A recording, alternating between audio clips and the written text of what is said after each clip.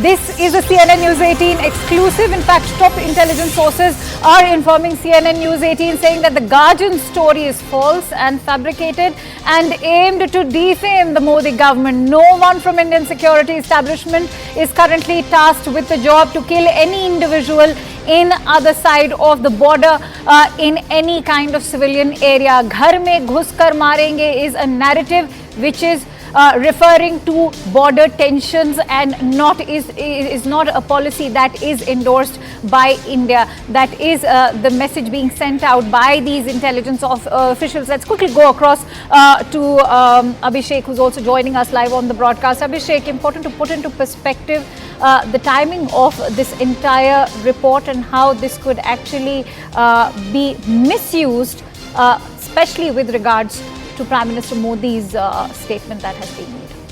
Well, Akanksha, of course, the entire operation or entire reaction by the Indian government set up to any terrorist attack has really changed since the Pulwama attack had happened, and we saw post Balakot and everything else. But in the recent months, we have seen two major allegations coming from the Canadian government and, of course, the USA side also of Indian agents or Indian people affiliated with Indian agencies being involved in a plot to kill or directly involved in killing of some person who are adversary to India or who are anti-India person. So this report by the Guardian clearly fuels those sentiments and those narrative which has already been alleged by government agencies that look, in Pakistan also Indian agencies or Indian agents have been doing this extrajudicial killing for a long time, and apparently the article also tries to quote two anonymous intelligence sources from the Pakistani forces who apparently show them some evidences, some passport or some thing to establish the fact that Indian agents or raw people were behind those extrajudicial killings. Now, Indian government sources are clearly denying all these allegations, saying that political rhetoric is a different thing and on-ground operations are different thing. Ghar mein ghus ke marna could be a political rhetoric to fuel the emotions, but to have it on ground, to kill people on ground on a foreign soil and a sovereign territory is nothing that the Indian policy is aligned with. And all these allegations are false and fabricated. Absolutely. In fact, let me also quickly bring in Arunima on that note. Arunima, there are several questions that are also being raised in this report. Since we've already spoken about how this is currently in a grey zone, you've also referred to the timing of this release of the report. Do shed light on what are those questions that the report is raising, because remember, the first and foremost question that comes to mind is why has Pakistan not raised these killings out in the open and vehemently chased these killings? I know there was an attack being raised by their foreign ministry in the month of January, to which the Indian External Affairs Ministry also had responded. But so far, like we've seen Canada chase those extrajudicial killings, we haven't seen that kind of approach being adopted by Pakistan. That's because, these are Lashkar, Hizbul Mujahideen, Jaish-e-Mohammed terrorists mentioned in dossiers shared by India. You just pointed out IC-814, that's a case which has gone up to UN Security Council. These are proscribed terrorists and the background is FATF. These cases came up at a time when Pakistan was under intense pressure because of the FATF scrutiny. India had managed to convince the world that Pakistan harbors terrorists and it was trying to make a case for itself that this is not true. How could they then come out and say that terrorists belonging to Jaish, Lashkar and Hizbul were eliminated on their soil? If they are denying their existence, how do you say that they were killed on their soils? That perhaps is the reason why Pakistan did not come on record and make these allegations against India. However, they have tried to tell the Guardian that they have transaction documents, financial documents, which shows that in UAE, millions of Pakistani rupees were transferred allegedly to handlers. They've shown passports. They've also shown WhatsApp chats. For example, for the IC-814 accused, the allegation is that one of the Indian operators from India's external agencies actually pretended to be a journalist from a US publication and sent a message to confirm his location. When he responded, the location was confirmed, and that's when the assassination was carried out. But the Guardian itself says at the end of the report that all these allegations, the dossiers cannot be independently verified. Right. They have only published what Pakistan has alleged. But the Guardian will also defend its report by saying that they have also spoken to two Indian intelligence officials who have said that there was a change in policy post-Pulwama.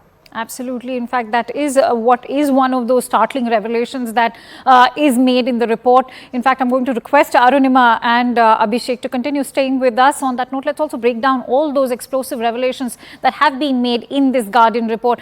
First and foremost, it says that the Indian government ordered killings of terrorists based in Pakistan on Pakistani soil. Secondly, assassinations of nearly 20 top terrorists have taken place since the year 2019. And targeted killings have, of course, also increased significantly in the year 2023. Now, commander of Jaish-e-Mohammed is also one of those terrorists who had been killed. Hizbut Mujahideen commander Bashir Ahmed Peer also has been one of those who was killed. High-profile Khalistani leader Paramjeet Singh Panjwar is another, in fact, one of those terrorists who had been shot down. Now, Lashkar-e-Taiba commander Riaz Ahmed is also one of them. These are all those terrorists who have been killed. In fact, let's quickly also go across to Abhishek to also shed some more light on all those explosive revelations. One of the other revelations that's been made, Abhishek, is that India's wider anti-terror strategy has in fact sort of shaped up more after Pulwama attack took place in 2019. But that kind of fear psychosis is also being indicated at the same time. Do expand on that bit that's been shared in the report. Well, Akansha, the kind of attack Pulwama was, and it was so shocking, and we saw the entire nation mourn the killing of all 40 security personnel. Since then, of course, there has been a change in narrative and the action on ground from the government side, and the intelligence gathering operation has clearly has been picking up of all the people, individual organizations which are anti-India, which pose security challenge, which are threatened, which can be threatening to Indian interests in foreign lands. But having said that, the operation that these media reports or other some governments have also alleged that Indian men went ahead and they did this extrajudicial killing on a foreign soil is something that has been denied by MEA vehemently in the past, that has been denied by other government agencies also in the past. And this time also, when the Guardian report has come out with this operation of 20 terrorists being killed in Pakistan, and that is being quoted and established by certain anonymous intelligence official from the Pakistan forces.